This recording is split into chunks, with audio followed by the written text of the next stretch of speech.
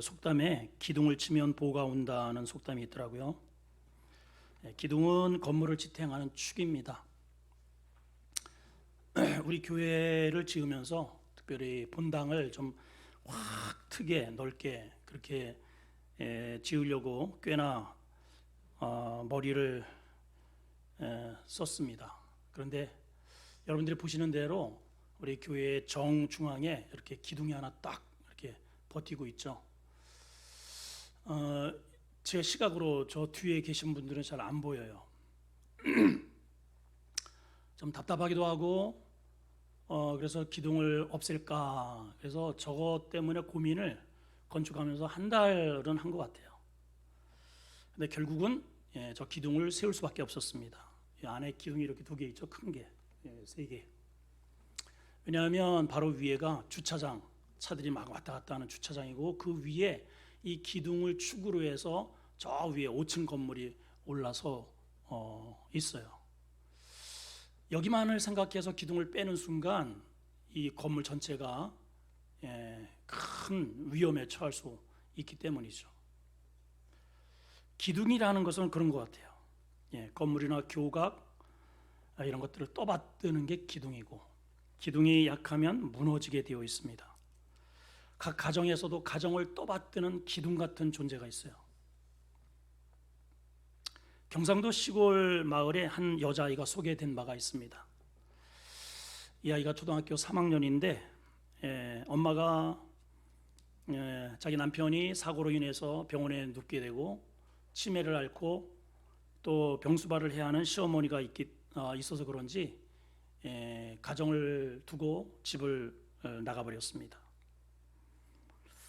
아빠는 만성질환으로 또 병으로 인해서 병원에 늘 누워있고 학교를 갔다 오면 친구들과 이 어린 꼬마가 놀 시간도 없이 고사리 같은 손으로 밥을 짓고 빨래를 합니다.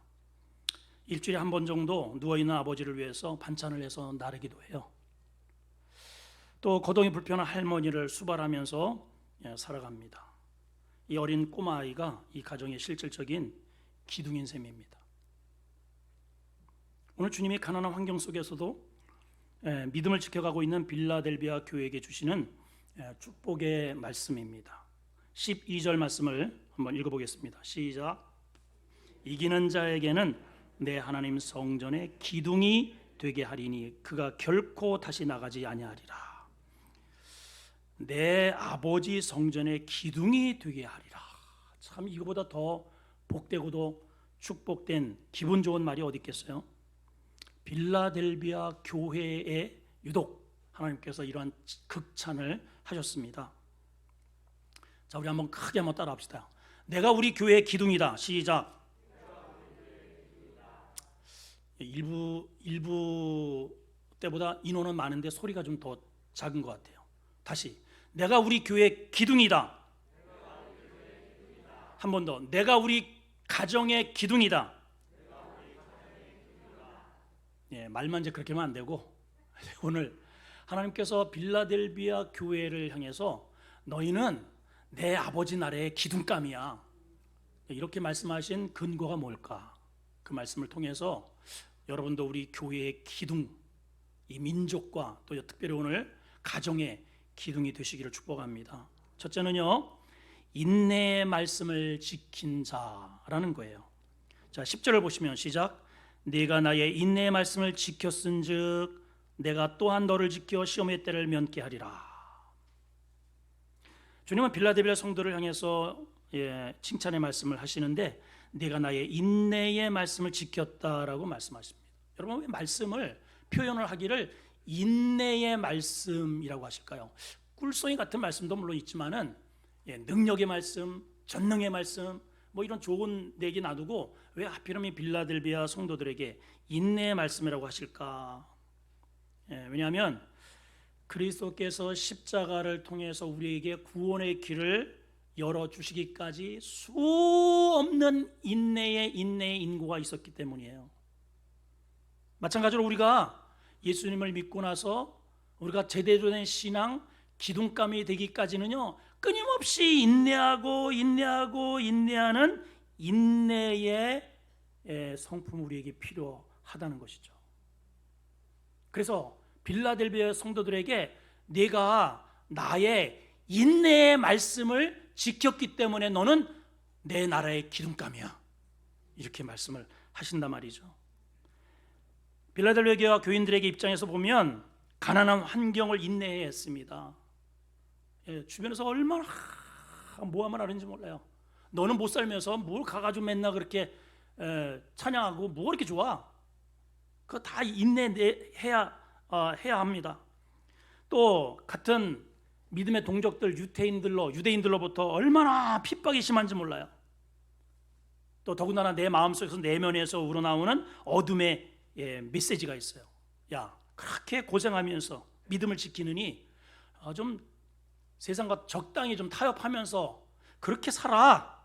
이러한 마귀의 속삭임을 뿌리치면서 인내해야 했습니다. 그렇게 믿음을 지켜낸 성도들에게 주님이 오늘 약속하셔요. 뭐라고요? 뭐라고 약속하십니까? 네가 나의 인내의 말씀을 지켰으니 이제는 내 차례다. 이제는 내가 너를 지켜 시험의 때를 면하게 하리라. 여기 시험의 때, 이게 언제냐? 뒤에 보니까 이는 장차 온 세상에 임하여 땅에 거하는 자들을 시험할 때, 이 시험할 때를 면하게 해주겠다는 겁니다. 자, 말씀에 계시록 6장 15절과 17절에 이 말씀과 더불어 이 시험의 때가 어떠한 때인지를 설명해 준 말씀이 있습니다. 자, 읽어봅니다. 시작. 땅의 임금들과 왕족들과 장군들과 부자들과 강한 자들과 모든 종과 자유인이 굴과 산들의 바위 틈에 숨어 산들과 바위에게 말하되 우리 위에 떨어져 보좌에 앉으시니 얼굴에서와 그 어린 양의 진노에서 우리를 가리라.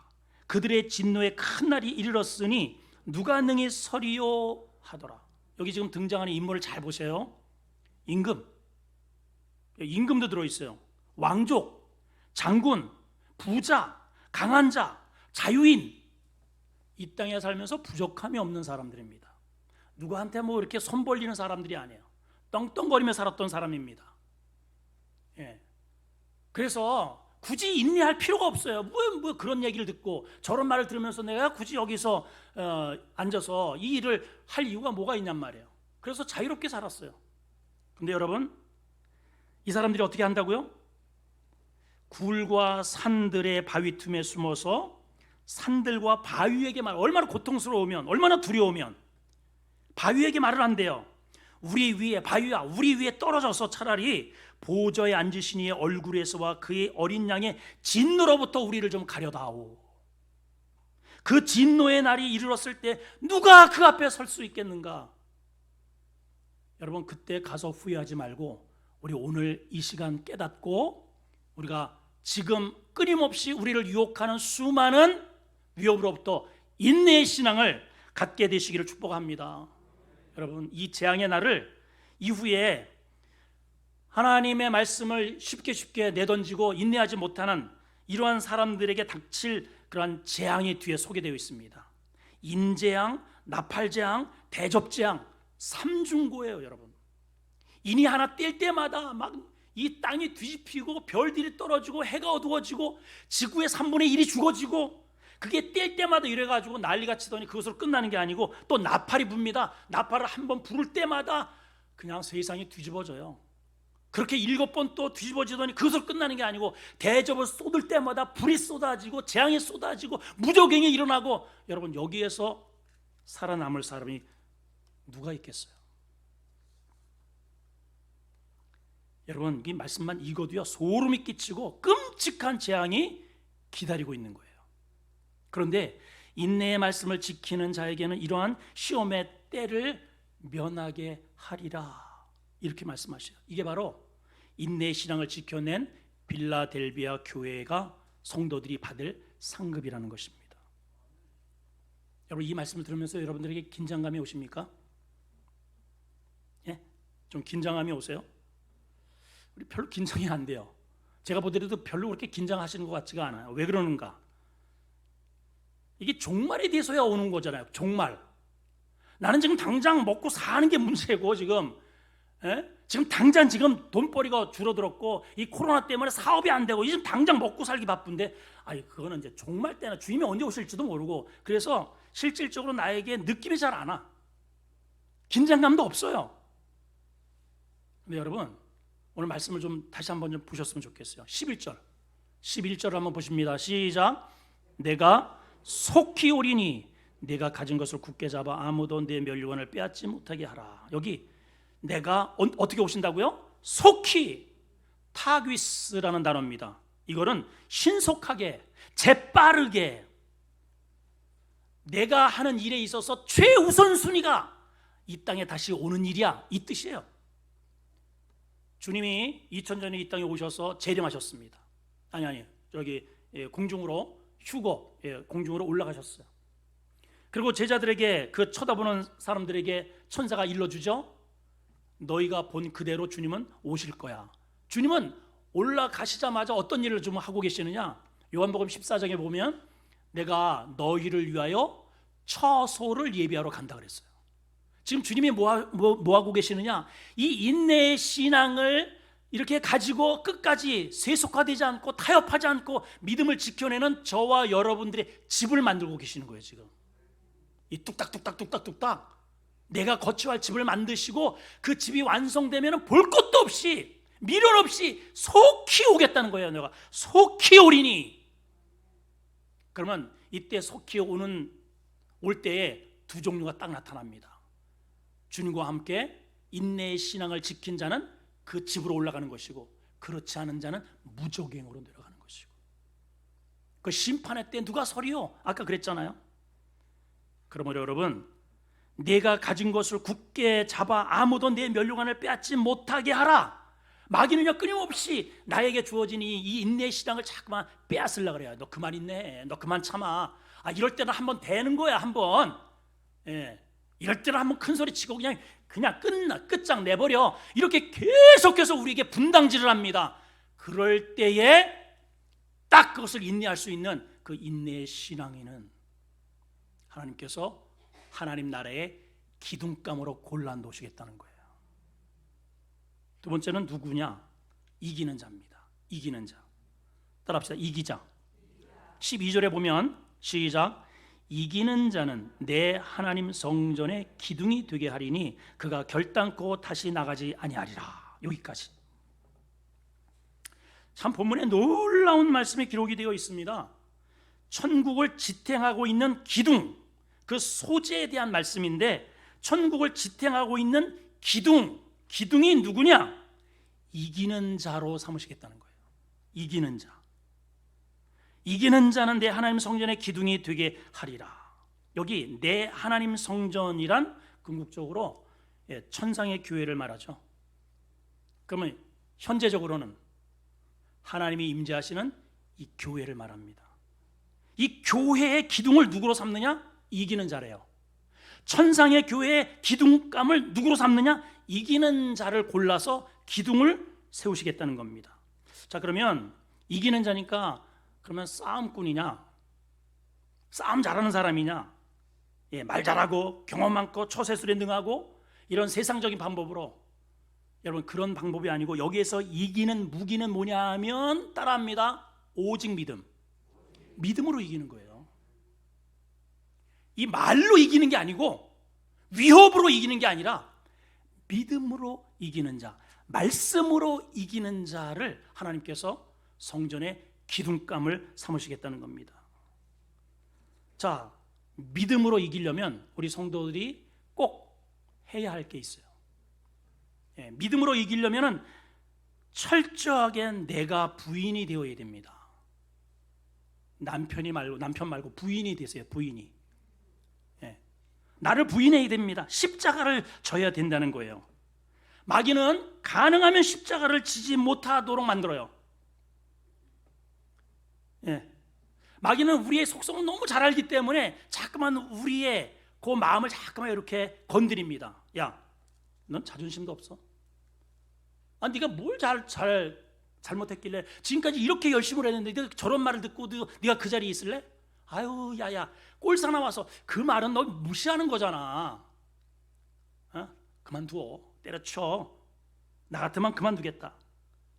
자꾸만 그런 말이 속삭임으로 돌아옵니다. 속삭임으로. 그럴 때 거기에 내가 반응하는 순간 지는 자가 되는 거예요. 지는 거예요. 마귀에게 지는 거예요. 사랑하는 성도 여러분, 모두가 이기는 자가 되기를 축원합니다. 누가 무슨 말을 해도, 신앙을 살아가면서 무시를 당해도, 직장을 잃어도, 돈이 없어도, 병이 들어도 내가 가진 이 믿음만큼은 절대로 내가 포기하지 않으리라. 하나님은 이렇게 신앙생활하는 성도들 이렇게 보시다가 딱 잡으십니다. 너는 하나님 내 나라의 기둥 일로 와 해가지고 고르신단 말이에요, 여러분.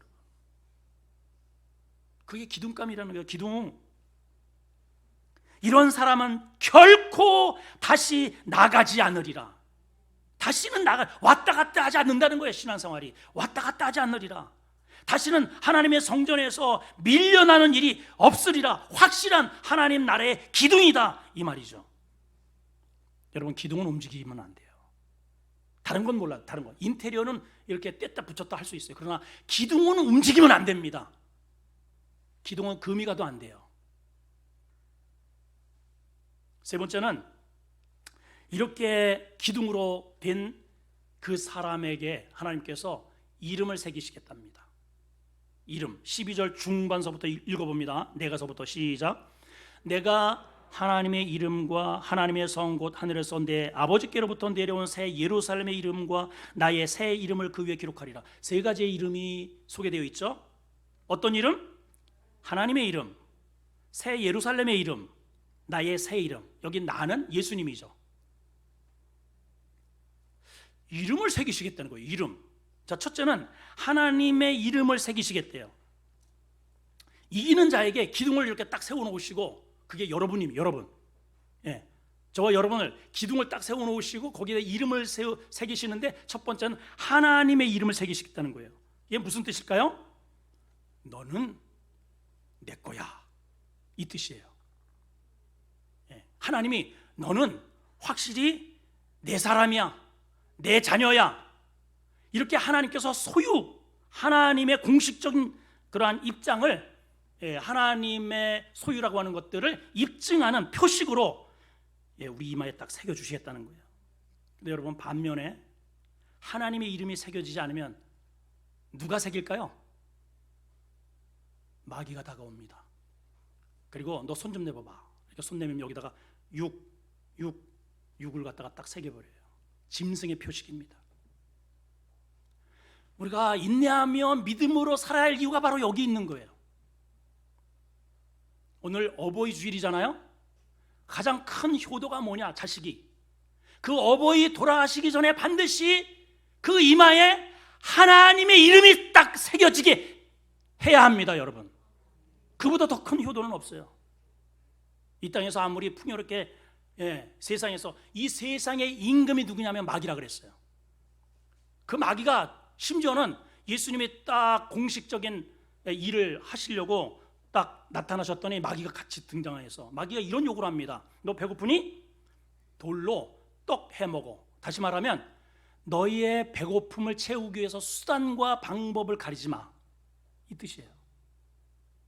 마귀는 어쨌든 수단과 방법을 가리지 않고 이 배를 채우기 위해서, 돈을 거머쥐기 위해서 그렇게 우리에게 요구를 한단 말이죠. 그것을 말씀으로 잘라낼 수 있는 믿음으로 그것을 이겨내야 되는데, 그것을 이기지 못하고 지는 순간 내 이마에 666이 새겨진다, 그 말이에요, 여러분. 이 땅에 살면서 내가 소속은, 비록 땅은 여기에 발을 붙이고 살지만은 내가 명령을 받는 말씀은 하나님이지 마귀가 아니다. 그렇게 사는 사람에게 하나님께서 이러다 데려다 기둥을 딱 세우시고 하나님의 이름을 새기시겠다는 거예요. 그렇지 않는 자는 어떻게 되느냐? 마귀가 접근해서 너는 내 사람, 너 그동안에 내 말 잘 들었지? 너는 내 사람, 거기다 666을 새겨서 죽을 때에 글로 끌고 간다, 이 말이죠.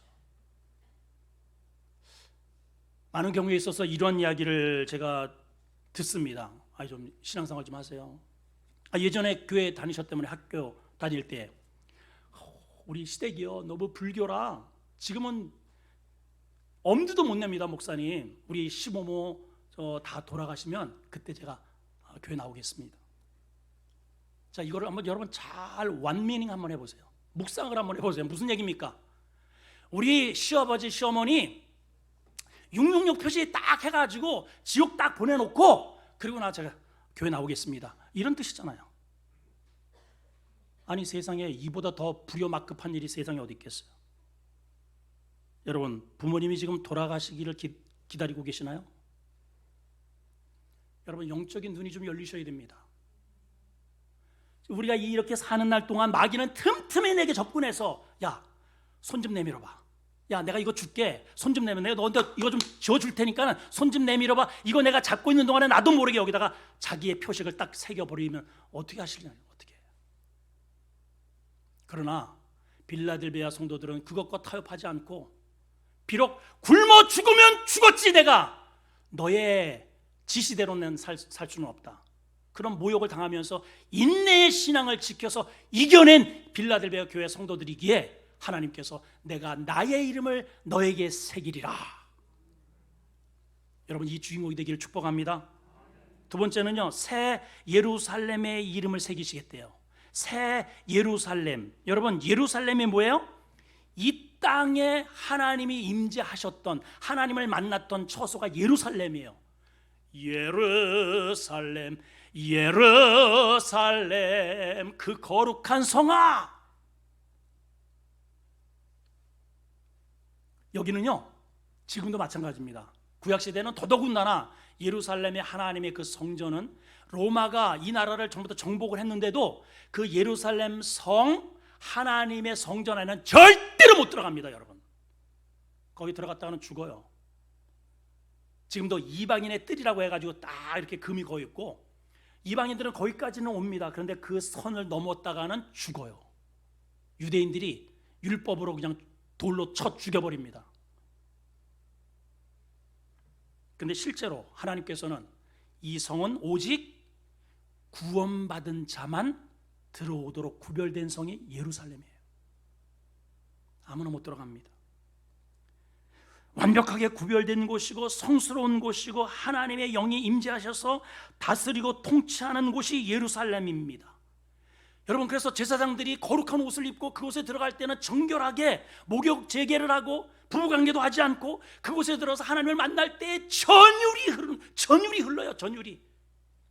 모세는요, 산에 올라가서 무려 40일 동안 먹지도 않았어요. 자지도 않았어요. 그 하나님의 임재 앞에서 시간 가는 줄도 모르게 하나님의 말씀을 받아요. 그게 바로 하나님을 만나는 예루살렘이에요. 여러분, 예루살렘.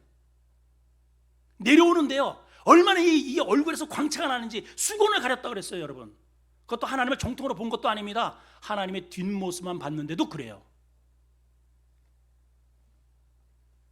이기는 자에게 새 예루살렘을 새겨주리라. 이게 무슨 말일까요? 바로 그러한 거룩한 하나님의 나라의 시민권을 표식으로 주시겠다는 거예요. 여러분, 이거 잘 보세요. 우리가 지금 여기 살아갈 때에는 주민등록증을 갖게 됩니다. 우리가 태어나면 아이는 동사무소에 가서 출생신고를 하고, 성년이 되면은 주민등록증이 발부가 돼요. 이 나라의 소속이라는 거예요. 그래서 이런저런 의무도 하지만 보호도 받아요. 죽으면 이 주민등록증이 말소가 됩니다. 사망신고가 있으면서 이 주민등록증은 사라지는 거예요. 이 땅의 주민등록증은 사라지지만 새로운 주민등록증을 발부받게 됩니다. 하나님을 믿고 인내하며 믿음으로 산 성도에게는 하나님께서 새 예루살렘의 이름으로 발급되는 하나님의 이 인식표가, 주민등록증이 주어지고, 하나님과 무관하게 산 사람들은 666이 찍힌 마귀가 발급하는 주민등록증이 주어지는 거예요. 여러분, 잘 보세요. 엊그저께도 우리 김영미 집사님 부친상 당하셔서 그 여러 가지 그 절차를 이렇게 밟았단 말이죠. 돌아가셨어요. 그러면 가족들이 그 운명하는 것을 옆에서 지켜보고, 또 이제 장지로 이렇게 시신을 옮겨서 돌아가신 다음에 육체는 이미 영과 영혼과 육체는 분리가 됐잖아요. 이렇게 분리되었습니다. 이 육체는, 나머지 육체는 어디로 이제 누군가가 안내를 받아야 됩니다. 그래서 장례 치르는 그런 병원을 통해서 또 담임 목사가 가서 그러한 절차를 통해서 화장을 해서 안치를 했단 말이죠. 이제 흙으로 돌아간 거예요, 이 육체는. 근데 영혼은 어디로 가냐 말이에요, 여러분. 이 영혼은 똑같은 난데 죽었는데 육체가 이제 사라졌는데 어디로 갈 거예요? 어디로? 누군가의 안내를 받는데 그때 주민등록증이 주어지는 거예요. 그 주민등록증이 주어지는 그곳으로 가는 거예요. 이 땅에 살면 육체를 가지고 이 땅에 살면 육체의 욕구대로만 살지 않고 하나님의 말씀을 붙잡고 인내하며 어둠의 영의 그러한 모든 유혹을 이겨낸 승리자에게는 하나님이 발급하시는 새 예루살렘의 주민등록증이 주어지는 겁니다. 여러분, 이거 믿으셔야 돼요. 그러나 그렇지 않은 사람은 666이 박은 짐승의 표가 달린 마귀가 발급하는 주민등록증을 받게 돼요. 그러면 마귀가 끌고 갑니다. 무적행으로. 여러분들에게는 어떠한 주민등록증이 발부될 것 같습니까? 세 번째는요, 그리스도의 새 이름이 새겨진다 그래요. 여기 그리스도는 분명히 이름은 예수입니다. 예수. 자기 백성을 죄 가운데서 구원할 자라고 하는 뜻의 예수, 여호수아, 예수아라고 하는 이름인데 거기에 이제 새 이름이 있대요. 새 이름. 이건 아주 독특한 표현입니다. 계시록 19장 12절에 보시면 시작. 그 눈은 불꽃 같고 그 머리에는 많은 관들이 있고 또 이름 쓴 것 하나가 있으니 자기밖에는 아는 자가 없다. 아무도 몰라요, 이 이름이 어떤 이름인지. 근데 여러분, 그리스도가 이 땅에 오셔서 모든 죄를 대속해 주시고 다시 승천하셨을 때 그 그리스도 예수님에게 하나님께서 부여하시는 권세가 있습니다. 그게 뭐냐면 만국을 다스리는 통치권을 주셨어요. 자, 다시 말씀드립니다. 이제 자, 이기는 자에게 기둥을 삼아 주시고 거기에다가 이름을 세 개를 기록하시는데, 첫째는 하나님의 이름, 너는 내 거야. 그러니까 마귀가 절대로 그렇게 이름 새긴 성도들은 건드리지 못합니다. 두 번째는 너는 새 예루살렘 하나님 백성의 시민이야. 그래서 시민권을 우리가 받게 되고요. 세 번째는 그 나라에서 어떻게 사느냐라고 하는 기능적 이름을 주어지는데 그게 바로 그리스도의 새 이름입니다. 자, 그러면 그리스도께서 그 나라에서 뭐 하실까요? 통치하고 다스리시는 거예요. 그러니까 이 땅에서 마귀의 통치를 쉽게 받아들이고 쉽게 한잔하고 쉽게 뿜어대고 쉽게 뒹굴고 타락하고 우상하는 이 사람들에게는 안 주어집니다. 그러나 이 땅에서 비록 고난이 있고 여러 가지 이런 고비마다 믿음으로 이겨낸 성도는 여기다가 주님의 이름을 새겨서, 새 이름을 새겨서 주님과 함께 하나님의 나라에 가서 예수님과 함께 통치하고 다스리는 영광을 주시겠다는 겁니다. 여러분, 할렐루야. 여러분, 이보다 더 큰 영광이 세상에 어디 있겠어요? 세상에 어디 있겠어요? 그러므로 성도는 죄의 종로로 타면 안 됩니다. 우리가 살아가는 세상을 물질적 가치로만 판단하면 안 됩니다. 우리는 그보다 더 중요한 영적인 하나님의 백성이기에 믿음과 말씀을 더 가치 있고 보배롭게 여겨야 돼요. 하나님은 그러한 자를 교회의 기둥으로 삼으시겠대요. 가정의 기둥으로 삼으시겠대요. 그 이마에 하나님의 이름을 그냥 기꺼이 하나님의 이름을 새기시고 새 예루살렘의 이름을 새기시고 예수님의 당신의 새로운 이름을 새기셔서 함께 통치하시겠다는 겁니다. 이 주인공이 바로 빌라델비아 성도예요. 지난 주간에 저에게 문자가 하나 이렇게 왔길래 좀 쭉 내용이 좀 많이 길더라고요. 어버이 주일과 관련된 그러한 메시지이고 읽어보니까 가슴이 먹먹해지는 그러한 느낌이 있어서 좀 소개를 해드릴까 합니다. 내용은 이렇습니다. 부모님의 있었던 가정에서 있었던 한 일들을 이렇게 기록을 했습니다. 저녁상을 물리고 나서 어머니께서 물으셨다. 여보, 그래 낮에는 어디 갔다 온 거요? 가긴 어딜 가? 그냥 바람을 쐬고 왔지. 아버님은 퉁명스럽게 대답했다. 그래 내일은 뭘 할 거요? 하긴 뭐래? 고추나 심어야지. 내일은 무슨 날인지 아시오? 날은 뭔 날? 맨날 그날이 그날이지. 아니 어버이날이라고 옆집 창식이 창길이는 벌써 왔습디데. 아버님은 아무 말이 없이 돌아 누우셨다. 다른 집 자식들은 철되고 때가 되면 다들 찾아오는데 우리 자식들은 뭐가 그리 바쁜지 원. 세상 일을 우리 자식들만 다 하는 건지 아무리 바쁘도 그렇지 자식 잘 먹히는 내 죄야 내 죄. 어머니는 밥상을 치우시면서 푸념하듯 푸념을 하신다. 안 오는 자식들 기다리면 뭐여? 그냥 이렇게 살다가 죽으면 그만이지. 다음 날 조용하던 마을에 아침부터 이 집 저 집 승용차가 들락거린다. 아니 이 양반 아침밥도 안 드시고 어딜 가셨디야? 고추무를 심겠다더니 비닐하우스는 고추무도 안 뽑고. 어머니는 이곳저곳 아버님을 찾아봐도 간 곳이 없다. 혹시 광에서 뭘 하시는가? 광문을 열고 들어가신다. 거기에 바리바리 싸놓은 낯설은 보따리가 2개 있었다. 보따리를 하나 풀어보니 참기름 한 병, 고춧가루 한 봉지, 또 엄나무 껍질이 가득 담겨 있다. 큰아들이 늘 관점열 신경통에 고생하는 걸 알고 준비해 두었던 모양이다. 또 다른 보따리를 풀자 거기에 참기름 한 병, 고춧가루 한 봉지, 민들레 뿌리가 가득 담겨 있다. 작은 아들이 늘 간이 안 좋아 고생하는 걸 알고 미리 준비해 두셨나 보다. 어머니는 그걸 보시고 눈시울이 붉어지신다. 아니 언제 이렇게 준비를 하셨대? 엄나무 껍질을 구하려면 높은 산을 가야 하는데 아니 언제 높은 산을 또 다녀오셨대? 요즘 민들레도 구하기 힘들어서 며칠을 캐야 되는데 저만치는 되는데 또 언제 하셨대? 어제 하루 종일 안 보이더니 읍내 가서 참기름을 또 짜오셨구만. 어이구 자식놈들이 이 마음을 알려나 몰라. 어머니는 천천히 발길을 옮기신다. 동네 어귀 장승배기에 아버님이 홀로 앉아서 구부러진 허리에 초췌한 모습으로 저 멀리 동구 밖을 바라보고 계신다.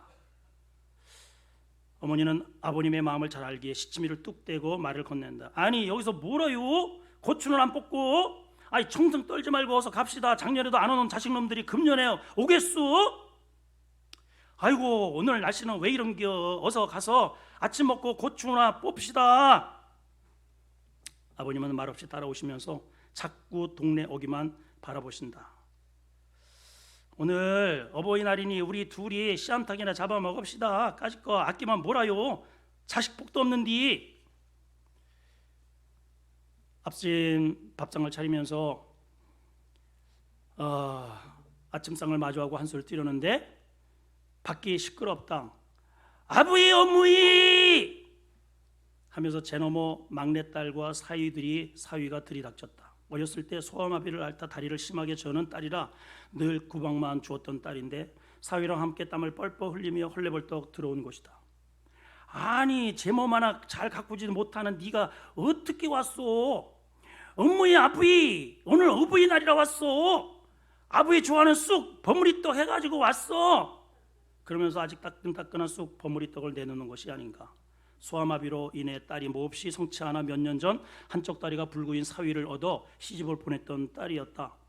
언제나 어머니 마음 한구석에 아픔으로 자리했던 딸이었기에 그저 두 내외 잘 살기만을 바랬던 마음이다. 어느 사이에 어머니의 눈가에 눈물이 배어 나온다. 참 어부이 아부이고 하면서 카네이션 2송이를 꺼낸다. 저희가 어제 장터에가 사왔어. 이쁘지? 내가 달아드릴게 하면서 카네이션을 가슴에 달아드린다.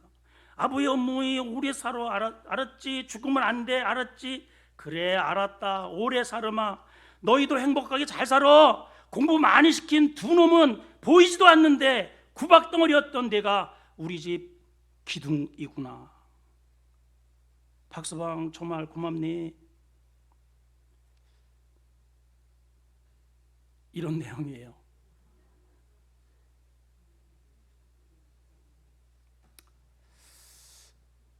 저는 이제 양가 부모님도 안 계셔서 누구라도 좀 계셨더라면 좀 최선을 다해서 지금 같으면 잘 해드릴 것 같은데 우리 항상 그런 것 같아요. 잃은 다음에 그 귀함을 깨닫는 참 어리석은 인간인 것 같습니다. 우리가 육체를 잃은 다음에 항상 병들어서 후회하고, 죽은 다음에 후회하고, 없어진 다음에 후회하는 것 같아요. 오늘 빌라델비아 성도들은 후회하는 성도들이 아니고, 그들이 가난하면 가난한 대로, 구박을 받으면 구박을 받은 대로 그들의 영적 싸움과 자기들이 가진 그 믿음의 소중, 그 가치를 정확하게 인식을 하고 끝까지 인내하고 또 인내하고 인내해서 믿음을 거머쥔 성도들이 빌라델비아 성도들이었다는 거죠. 마귀는 지금도 끊임없이 우리를 유혹합니다. 그만두라고, 때려치라고, 일어서라고. 사랑하는 성도 여러분, 오늘 이 말씀을 통해서 끝까지 인내의 신앙으로 승리하여 교회의 기둥이 되시고 가정의 든든한 버팀목이 되시기를 주의 이름으로 축원합니다. 하나님 감사합니다.